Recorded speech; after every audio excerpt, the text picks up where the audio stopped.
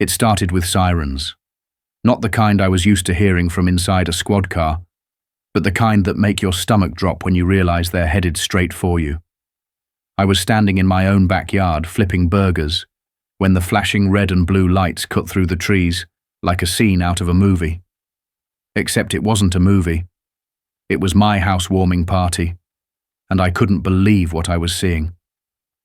2 patrol cars screeched to a halt right outside the gate. Uniformed officers stepped out, hands hovering over their holsters. I glanced around at the party, dozens of off-duty cops from my own department, half of them still wearing badge clips, a few in polos with their department logos, and others proudly showing ink from years of service. People froze, some mid-conversation, others mid-bite, trying to process what was happening. It would have been hilarious if it wasn't so completely absurd. Someone had actually called the police, on a backyard full of police, and that someone had no idea who she just picked a fight with. I should have known the moment we moved in that peace and quiet weren't going to come easy. From day one, it felt like we had eyes on us, judging, evaluating, waiting for something to pick apart. And we didn't have to wait long. Her name was Karen Wilkins, HOA Vice President, neighborhood watchdog, self-declared enforcer of all things aesthetically acceptable, the kind of person who probably irons her recycling. I didn't meet her so much as feel her presence. That subtle tension in the air when we unpacked our boxes, the curtains shifting ever so slightly across the street. That first week, I got a printed notice on our door, laminated no less, about the non-regulation mailbox we had installed. I hadn't even taken a full breath in my new home before she was throwing code numbers at me like citations.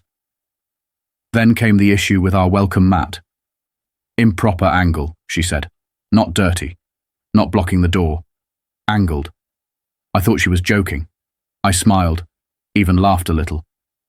She didn't. That was the moment I realized Karen wasn't quirky. She was serious. And she was watching everything. Still, I figured she was just a stickler. Maybe a little overcommitted to her title. And maybe, just maybe, once she saw we were decent neighbors, she'd back off. So we kept things respectful. We waved when we saw her. Lena even offered to bring over baked goods. She declined with the grace of someone dodging a lawsuit. Then one day, we came home to a flyer wedged in our door about unauthorized decorative lighting on our hedges. String lights. Warm white. Not even the flashy kind. That's when I knew this wasn't about rules. It was about control. And if she couldn't control you, she'd try to break you. So when it came time to plan the housewarming, we were deliberate. Kept it small. Just family. A few neighbors we already knew from work, and some of the crew from my department. People I trusted. People who knew how to behave. Lena made it look perfect. She hung lanterns, laid out the buffet table, even curated the playlist herself. Nothing loud, just upbeat, friendly music. No kegs, no wild crowd, no reason for anyone to complain. I even made a point to invite our immediate neighbors, Karen included. She never responded, but I figured she'd at least appreciate we were trying to be community-minded. I was wrong. The party started off perfect. The backyard buzzed with conversation, laughter, stories flying around about old arrests, near misses, and the kind of embarrassing work tales you only tell off duty with a soda in hand. I saw my lieutenant and 2 detectives playing catch with some kids near the fence. My boss, Deputy Chief Rayburn, stopped by and actually asked for seconds on the lemon bars Lena baked. It felt like home for the first time. Real home. No stress, no tension, no uniform. Just people being people. It was exactly what we needed after years of working nights and weekends, chasing danger through alleyways and back roads. It was peaceful. Until it wasn't. It started with Tina, Officer Grant. She was still in uniform because she came straight from a shift. Nothing out of the ordinary. Just her badge lanyard still around her neck, sidearm holstered, sipping iced tea and laughing about something with Manny, one of our detectives. That's all it took. Karen must have seen the badge, the holster, and decided we were staging some kind of criminal cosplay convention. She didn't walk over. She didn't text. She didn't ask what was going on. She called 911, full-on emergency services, claimed there were impersonators in her neighborhood, armed, flashing badges, planning something. She said it was intimidating, dangerous, an illegal assembly. The dispatcher, having no idea she was calling about a party full of actual officers, flagged it as a serious call. Officers Romero and Sullivan were the ones who responded, both new to the department.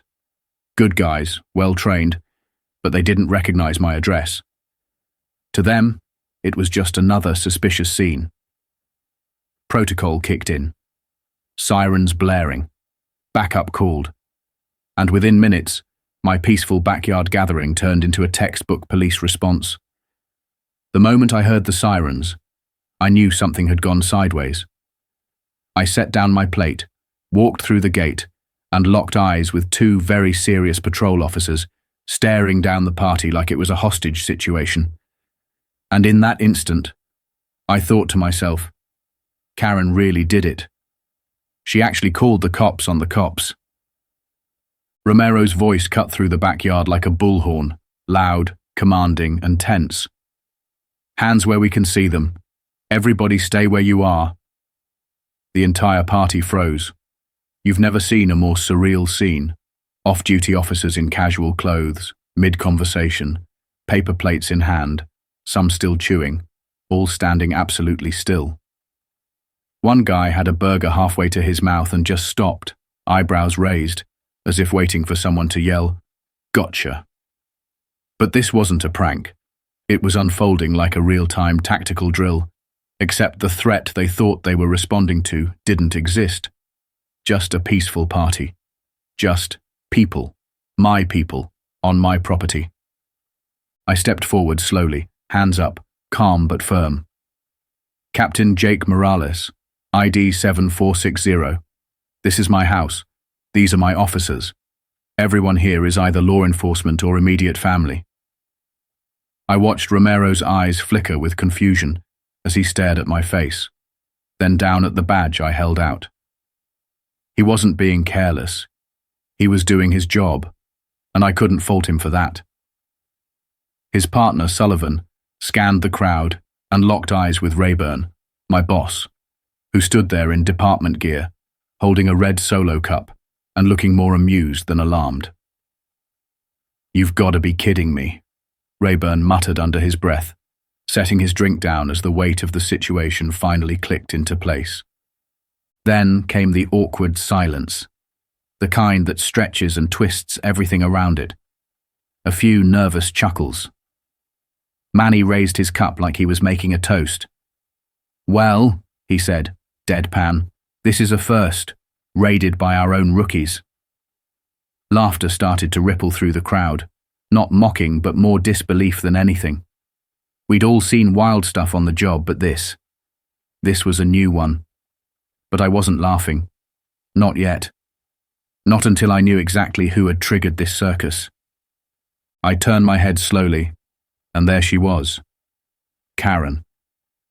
Standing across the street like a suburban supervillain, wine glass perched in one hand, the other on her hip, completely unbothered. She was smiling, not the friendly, neighborly kind of smile. No, this was the kind of smug satisfaction that comes from thinking you've just done something noble. Her expression was glowing with self-importance, like she thought she had personally thwarted a crime in progress. She even had the audacity to raise her glass to me when we made eye contact. A subtle little nod, as if to say, "You're welcome, neighborhood." And that's when it really hit me. She actually believed she was doing her civic duty. She thought she had just prevented some major criminal operation. Never mind the badges, never mind the uniforms, never mind the literal deputy chief standing 15 feet away from a grill. She didn't recognize any of us. Not a single face, not a single emblem. To her, we were just some kind of threat, because we didn't fit whatever mold she'd cooked up in her imagination. And that level of blind ignorance. That wasn't just annoying, it was dangerous. Romero apologized quickly and quietly as soon as he realized who I was and what the situation really was. I told him it was fine, on the surface. But underneath, I was furious. Not at them. They were just doing their job. I was furious at the reason they were there in the first place. One phone call. That's all it took for a completely peaceful event to become a near-emergency response. And it wasn't a misunderstanding. It was a choice. Karen had chosen to escalate, chosen to assume, chosen to stir panic instead of, I don't know, knocking on a door and asking what was going on. I stood there for a moment, taking it all in. The startled guests, the still running patrol cars, the confused looks, and I realized how close we'd come to something going really wrong. If one person had reached for something at the wrong time, if one officer hadn't taken that extra second to assess the situation, if one kid had darted too close to the perimeter, this could have turned into a tragedy, all because of one entitled neighbor who thought she saw something suspicious and didn't bother to look twice. Lena walked up beside me, voice low and calm, but with an edge of disbelief. She really just called 911 on your own team, didn't she? I nodded, still watching Karen, who was now pacing her porch and clearly talking loudly into her phone again. From across the yard, I saw Tina whisper something to Manny. He glanced toward Karen, then pulled out his phone and started recording. Karen, for her part, was still in full-blown performance mode, gesturing dramatically with her wine glass and talking about filing charges against imposters. I could hear snippets, fake badges, unregistered gathering, threatened me with stares. It was surreal, like watching someone try to summon a courtroom from a yoga mat. The music had stopped. Conversations were dead. Even the kids had gone quiet. The party had become something else entirely. I took a deep breath and forced a smile. Relax, everyone, I called out. Just a misunderstanding. Let's fire the grill back up. Slowly, people started to move again. My team knew how to bounce back, but I could feel it in the air. Tension still hung there like humidity before a storm. Rayburn came over and clapped me on the back. You want me to handle it? I shook my head. Number, I'll take care of her. He raised an eyebrow. You're going to do it the Morales way, huh? I didn't answer, just looked across the street again, because what Karen didn't know, what she still didn't understand, was that she hadn't just called in a noise complaint. She hadn't just filed some HOA gripe. She'd filed a false police report against half the department, against me. And by the time I was done, Karen was going to wish she'd stuck to mailbox complaints. That night, sleep was impossible. I sat on the couch staring at the ceiling, Lena next to me scrolling through her phone. She pulled up the neighborhood Facebook group and groaned. Karen had already posted. The title of the post? Suspicious gathering at 84 Stonebridge Drive. She included a blurry photo, obviously taken from behind her curtains, of the party, complete with a caption about possible impersonators and concerns for neighborhood safety. I read the comments. Some neighbors praised her vigilance. Others joked about a cops and robbers barbecue. One guy just wrote, Karen, you need help. I didn't respond. I knew better than to feed that fire, but inside, something was already burning. This wasn't just about an interrupted party. This wasn't about humiliation or anger or even just the drama. It was about something bigger. Someone in my own community had called the police on me, without the slightest attempt to ask what was going on. No message, no walkover, nothing. Straight to 911. That's what entitlement does. It skips understanding and goes right for control. Karen hadn't made a mistake. She'd weaponized fear. And this time, she picked the wrong target. By morning, I wasn't just angry. I was focused.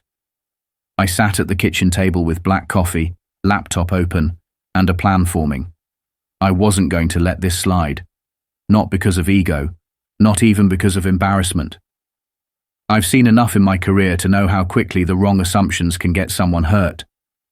Karen didn't just ruin a party. She made a false report that could have escalated into a full-blown tactical response. I couldn't stop thinking about it. The fact that the dispatcher flagged her call as high priority meant she didn't just express concern.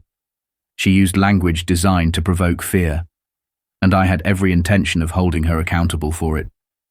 The first thing I did was contact the dispatcher who'd taken the call. She's a friend, someone I've worked with for years. Quietly, off the record, she sent me the transcript. I read it 3 times. Karen hadn't just implied things, she went all in. She said there was a large group of men pretending to be police officers, that they were armed, flashing fake badges, and that she suspected a possible drug deal or gang activity. Every phrase was carefully chosen to trigger a high alert response.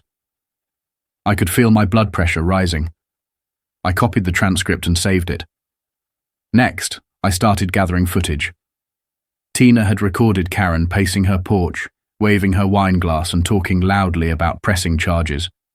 Then there were photos from the party, clear shots of officers in uniform, badge numbers visible, standing next to high-ranking members of the department. Rayburn himself gave me a statement, verifying he was there from start to finish. I compiled it all into a folder, adding screenshots from the HOA Facebook post, and created a timeline of the entire event, down to the minute. Then I dug a little deeper.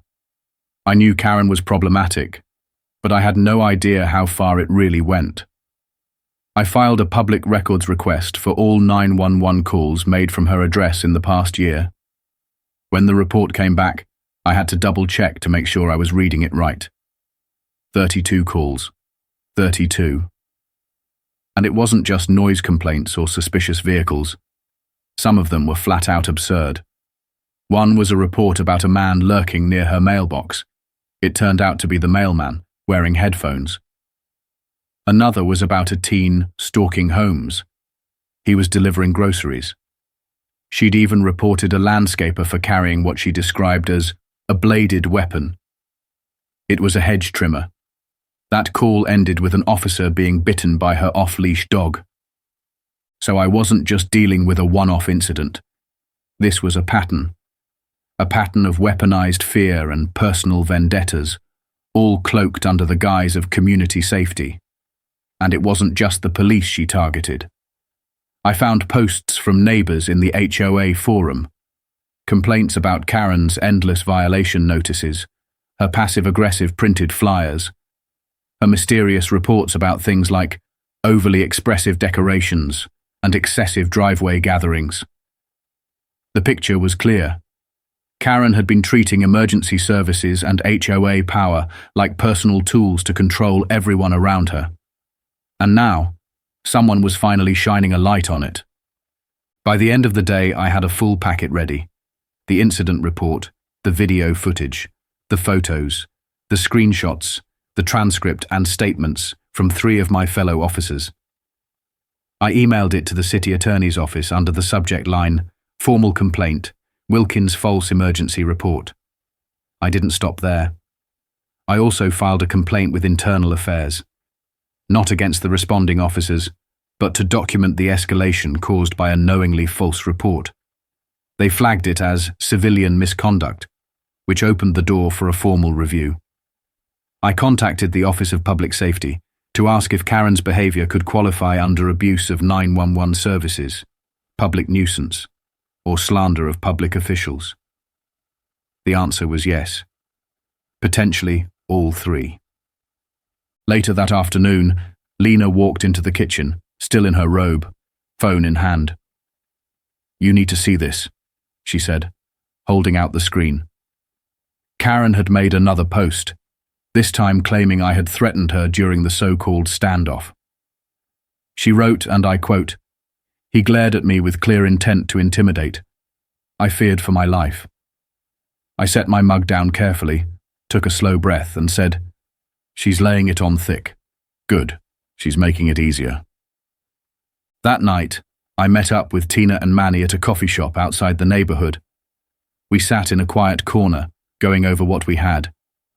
Tina had printed out more photos, including one of Karen on her porch, grinning like she'd just won a sweepstakes. Manny pulled out a flash drive with additional footage from that night. As we sifted through the materials, Manny leaned in and said, "You know she's done this before, right? Remember the delivery kid last year?" I shook my head. He told me the story. Karen accused a teenage food delivery guy of casing houses. Turned out the poor kid had dropped his phone on someone's lawn and was looking for it. No charges were filed, but the department had logged it. I started running a background search. Not criminal, just HOA records and public complaints. She'd filed over 24 reports in the last 12 months. Half of them were 911 calls. The rest were through the HOA's online violation portal. Everything from unauthorized bike storage to non-compliant garden gnome placement. She even called the police on a garage sale, claiming it was an unlicensed retail operation. Her obsession with control was pathological, and more importantly, well documented. We weren't just dealing with a difficult neighbor. We were dealing with someone who had turned an entire community into her playground for power. And she wasn't just abusing HOA rules. She was putting people at risk. When someone calls in a false report with loaded language, the responding officers don't get to pause and fact-check. They have to act like it's real. That's the job. Karen had been doing this for a long time, and no one had stopped her, until now. Back at home, I organized everything into folders. One for city legal, one for internal affairs, one for my own files. I added in a new section, neighbor statements. Lena had started gathering them, quiet messages from people who didn't want to speak up publicly, but had their own Karen stories. One woman said Karen fined her for letting her daughter draw with chalk on the sidewalk. Another man said she once threatened to report him for grilling too close to his fence. One couple, who lived 3 doors down, said they had to remove their basketball hoop because Karen claimed it violated visual uniformity, even though 3 other houses had the same setup. I sent out a few more emails. One of them went to Alex Benson, a civil rights attorney, who just happened to live a few blocks away, and who had also tangled with Karen over something ridiculous. She tried to fine him for painting his porch, an unapproved shade of beige. He fought it and won in mediation. She hadn't spoken to him since. I brought him up to speed. He listened quietly, then said, "Jake, this isn't just HOA drama. This is systemic abuse. If you're willing to move forward, I'm with you. And if we're lucky, she'll keep digging her own hole before we file." And like clockwork, she did. The next morning, we got a letter in our mailbox. It was printed on official HOA letterhead, probably from her home printer, with language that read like she pulled it from a fake legal drama. She cited Article 6B, Limitations on Paramilitary Gatherings, and Section 4D, Neighborhood Safety Response Protocols. Lena read it out loud in her best fake British accent, while I stood there laughing, almost in disbelief. The letter ended with a threat to escalate the matter to the county commissioner if lawless behavior continued. We kept it, of course, added it to the file. Another entry in what was becoming the most absurd yet thorough HOA scandal I'd ever seen. But as ridiculous as it sounded, it all added up to something serious. Karen had operated unchecked for too long. She thought her power was permanent. She thought the rest of us would keep our heads down forever. But what she didn't know was that her time was up. And this neighborhood, it wasn't hers to control anymore. The HOA meeting was scheduled for a Thursday night, 7 p.m. sharp, inside the neighborhood clubhouse.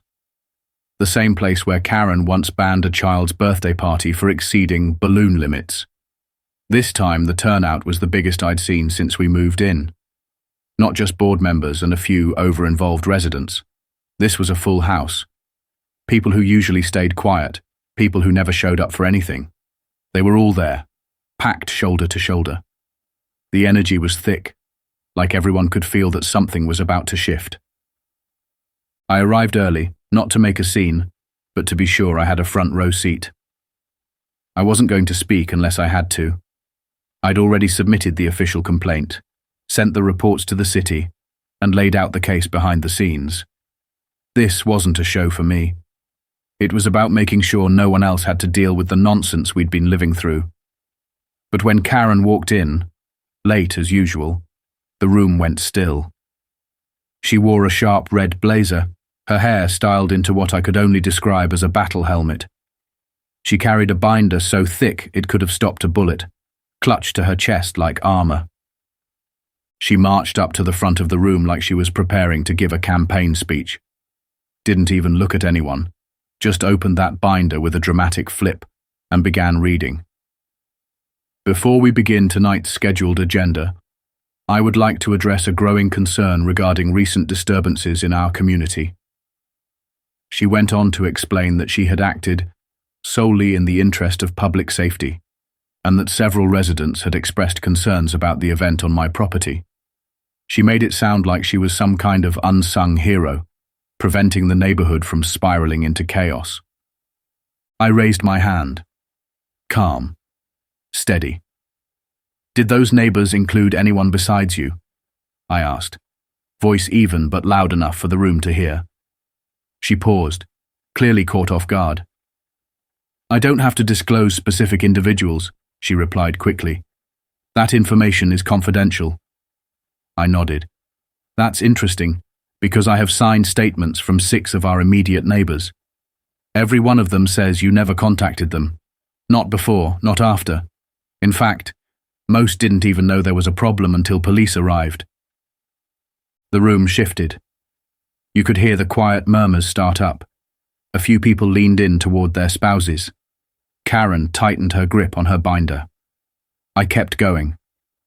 I also have the 911 transcript, where you accused off-duty law enforcement of impersonating police officers and conducting suspicious activity on private property. That's a false report, and it could have gotten someone hurt. She tried to speak, but I could see it in her face.